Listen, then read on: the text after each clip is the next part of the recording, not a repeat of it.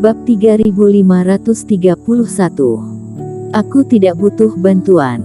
Kamu yakin? Tanya Orlando. Aku tidak pernah berbohong. Selain itu kamu membantuku, hubungan kita menjadi lebih baik. Bergabungnya kamu di Istana Bayangan juga merupakan hal yang baik untukku, kata penatuaku dengan tegas.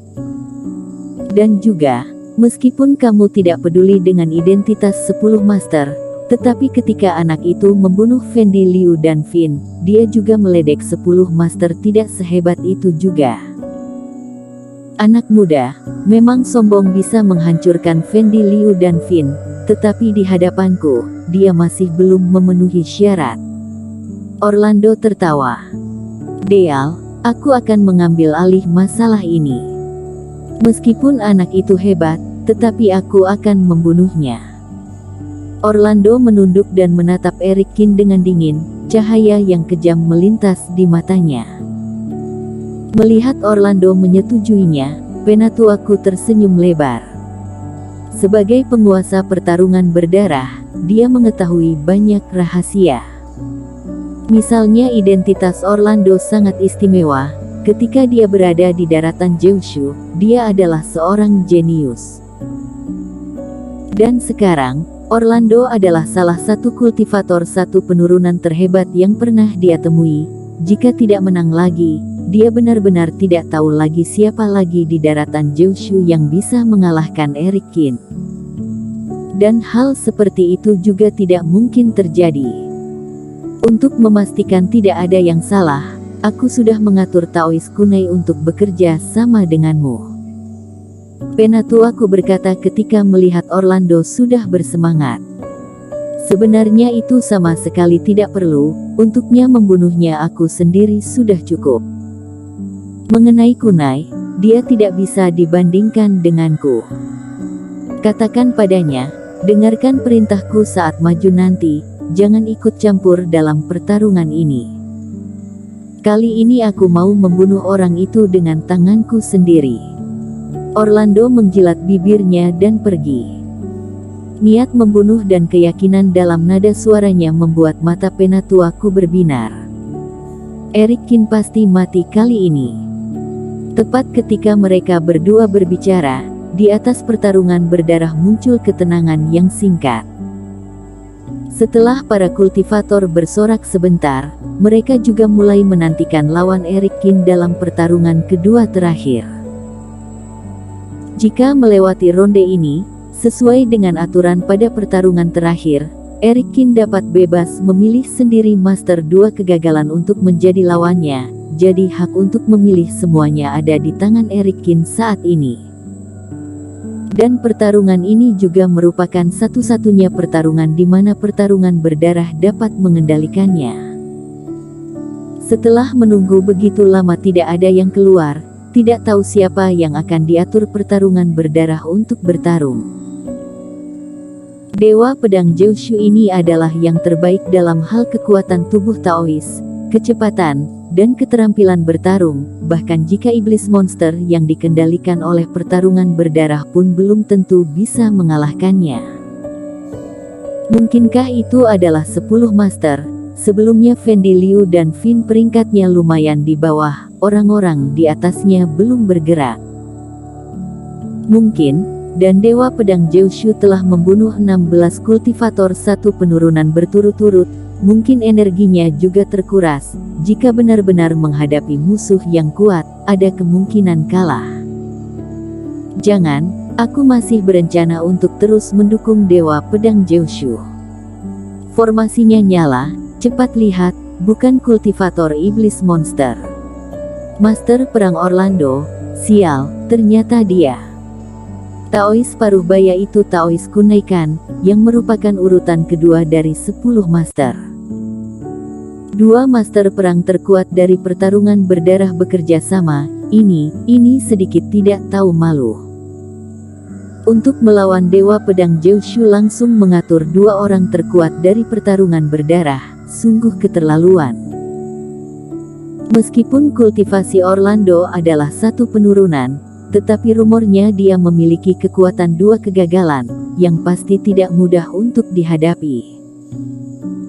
Melihat 2 orang yang muncul di seberang Eric Kin, ada keributan di tempat, banyak kultivator yang tidak sesantai sebelumnya, rasanya Eric Kin akan menghadapi tekanan yang sangat besar kali ini. Bagaimana aku harus bertaruh dalam pertarungan ini? Rasanya Dewa Pedang Jiushu kemungkinan besar akan kalah. Sudahlah, aku baru kembali, pertarungan berdarah ini benar-benar tidak tahu malu. Bertaruh untuk teman seiman Dewa Pedang saat ini mendapatkan keuntungan 5 kali lipat, sedangkan bertaruh untuk Orlando mereka hanya mendapatkan keuntungan 1/10 terendah. Kalau begitu bagaimana teman seiman akan memilih? Teman seiman Dewa Pedang membantuku mendapatkan begitu banyak batu roh. Setelah aku mengetahuinya, aku langsung membeli Dewa Pedang Jiushu. Kultivator ini berkata dengan marah. Tidak menginginkan yang lain, hanya ingin lega. Bagus teman seiman, kamu bertaruh berapa banyak? 100 batu roh. Kultivator yang barusan berbicara dengan tegas itu berkata dengan malu. Para kultivator hampir pingsan. Setelah mengatakannya dengan tegas, tetapi ternyata hanya bertaruh 100 batu roh. Mungkin inilah alasan pertarungan berdarah paling rendah harus bertaruh 100 batu roh. Jangan meremehkan 100 batu roh ini adalah kebaikanku. Siapa yang tidak tahu Dewa Pedang Jiushu ini kemungkinan besar kalah kali ini, bahkan jika pihak Orlando tidak akan rugi, tetapi aku juga tidak mau mengkhianati hati nuraniku dengan mendukung 2 orang ini. Setelah kultivator itu malu, dia berkata dengan percaya diri lagi.